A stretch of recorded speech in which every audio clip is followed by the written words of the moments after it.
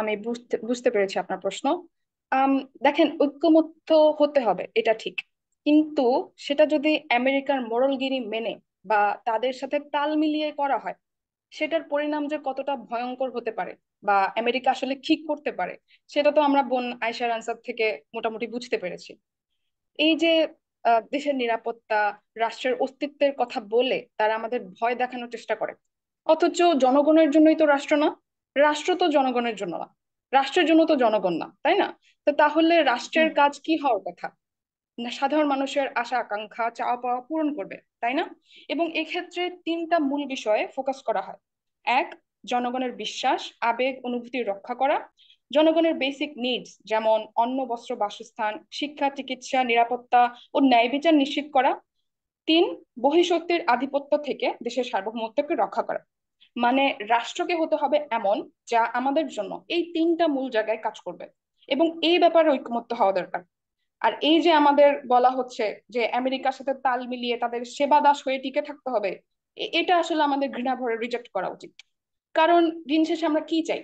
আমরা ভালো থাকতে চাই, আমরা আমাদের ইমান আকিদা নিয়ে চলতে চাই, শান্তি মতো নামাজ রোজা করতে চাই, এমন এনভায়রনমেন্ট চাই যেখানে পর্দা, হিজাব বা হচ্ছে কান দেখানোর জন্য আমাদেরকে হেনস্থা করা হবে না।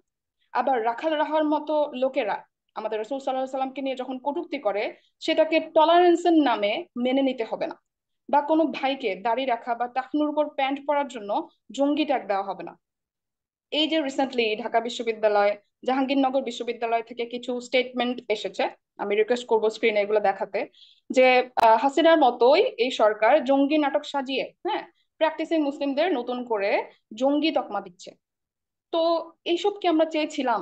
আমরা তো চেয়েছি আমাদের বিশ্বাস আর ইসলামের প্রতি যে আবেগ, সেটা নিয়ে আমরা প্রোটেক্টেড থাকবো। আর হ্যাঁ, শুধু তো আর বিশ্বাস দিয়ে চলে না, আমাদের বেসিক কিছু নিডসও ফুলফিল করতে হয়।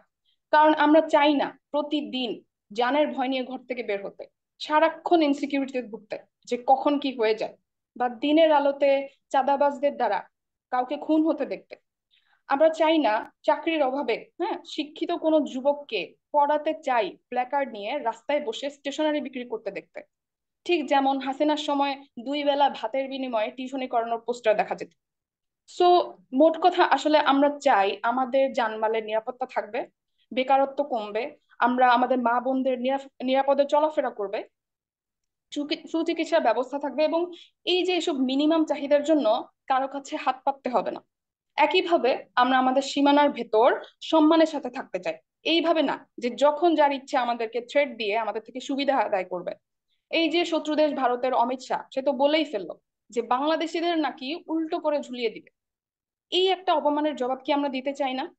আবার এই যে ট্রাম্প যখন তখন ধমক দেয়, ট্যারিফ বাড়ায়, চায়না থেকে আমদানি করা নিয়ে থ্রেট দেয়, আমরা কি চাই এরা এভাবে সারাক্ষণ আমাদের উপর খবরদারি করুক, আমাদের গোলামের মতো ট্রিট করুক? আমরা তো চাই একটা স্বাধীন সার্বভৌম রাষ্ট্র হিসেবে মাথা উঁচু করে দাঁড়াতে। কিন্তু আমেরিকাকে যদি সার্ভ করার সিদ্ধান্ত না হয়, তাহলে সবার আগে আমাদের সার্বভৌমত্বই কম্প্রোমাইজড হয়ে যায়। কারণ তারা তো আমাদের শত্রু, তাই না?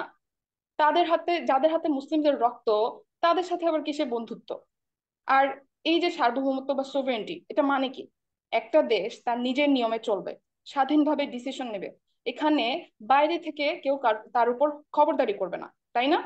সো এই সার্বভৌমত্বই যখন হ্যাম্পার্ড হয়, তখন তো সে দেশ যে কোনো সময় তার শত্রু দেশের গোলামে পরিণত হয়। এই যে বাংলাদেশের সেনাবাহিনী নিয়ন্ত্রিত ইউনিভার্সিটিতে ভারতীয় সৈন্যরা কাজ করছে, হ্যাঁ। আর বোন আয়সা তো বললেনই যে ভারতকে নিয়ে আমেরিকার কি প্ল্যান এই অঞ্চলে। সো এইটা কি আমাদের সোভেরেন্টির জন্য ঝুঁকিপূর্ণ না?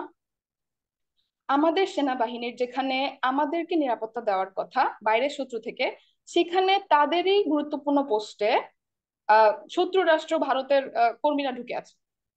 তো বলে না যে যে সরিষা দিয়ে ভূত তাড়াবো সেই সরিষার মধ্যেই ভূত। তো ব্যাপারটা ঠিক তেমন।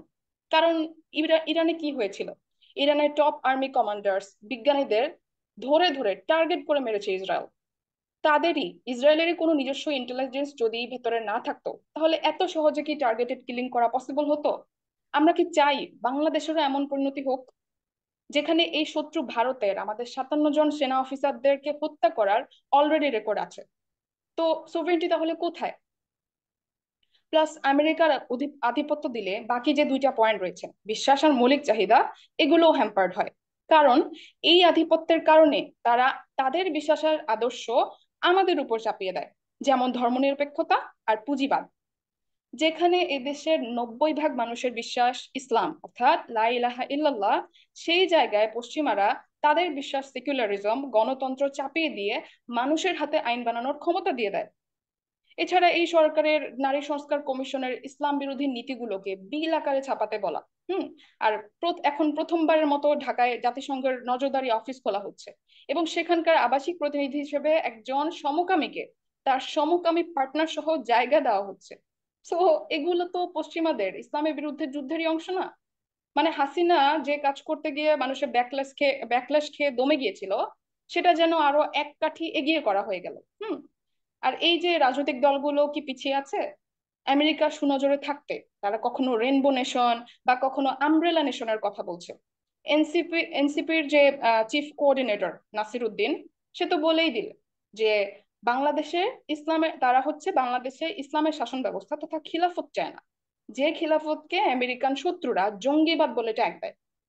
এবং আমাদের স্বরাষ্ট্র মন্ত্রণালয় থেকেও আমেরিকাকে আশ্বাস দেওয়া হয় যে বাংলাদেশ নাকি জঙ্গিবাদ নিয়ে খুব সচেতন।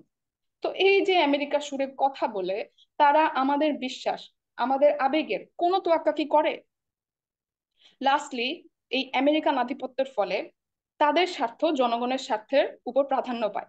এই যে তারা নানা রকম জনস্বার্থ বিরোধী কন্ডিশন দেয়, যেমন রিসেন্টলি হচ্ছে ইউএসটিআর এর বাংলাদেশকে পাঠানো চিঠিতে স্পষ্ট করে ইঙ্গিত দিয়েছে যে দেশের স্বার্থ বিরোধী চুক্তিগুলো যাতে আমরা মাথা নুয়ে উইদাউট কোয়েশ্চেনিং মেনে নিই। হ্যাঁ। তারপর চায়নার বাড়তি রপ্তানিকে ট্যাকল দিতে তারা এখন আমেরিকা থেকে হুম। ঔষধ, তেল, মিলিটারি সরঞ্জাম, এমনকি বেশি দামে গম আমদানি করতেও চাপ দিচ্ছে। আর তো আইএমএফ এর লোন সন্ত্রাস আর কন্ডিশনস তো আছেই, হ্যাঁ, যেগুলো মানার কারণে জোরপূর্বক ট্যাক্স চাপানো হয় আমাদের উপর।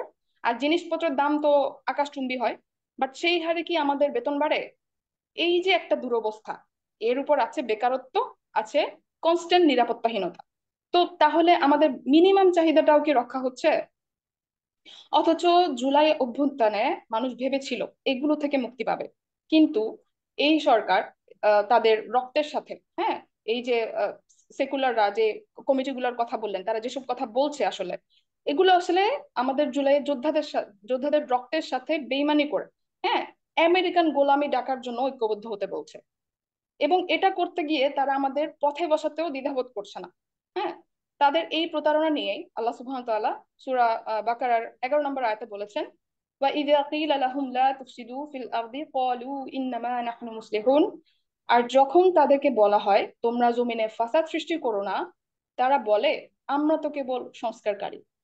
তাই আসলে এই সেকুলারদের সংস্কার ঐক্যমত্যের নামে পশ্চিমাদের ডাকে, পশ্চিমাদের গোলামির ডাকে সাড়া না দিয়ে আমাদের ওই তিনটি উল্লেখিত বিষয়, যে আমাদের বিশ্বাস, মৌলিক চাহিদা আর সার্বভৌমত্ব এনশোর করার ভিত্তিতে আমাদের ঐক্যমত্য হতে হবে। জি, এতটুকুই ছিল আমার পক্ষ থেকে। জাযাকিল্লাহ খাইরান। আমি আসলে পুরাই স্পেল বাউন্ড হয়ে শুনছিলাম এবং ভেরি মাচ ক্লিয়ার, এবং আমিও আপনার সাথে ডেফিনেটলি এগ্রি করি যে আপনি যেই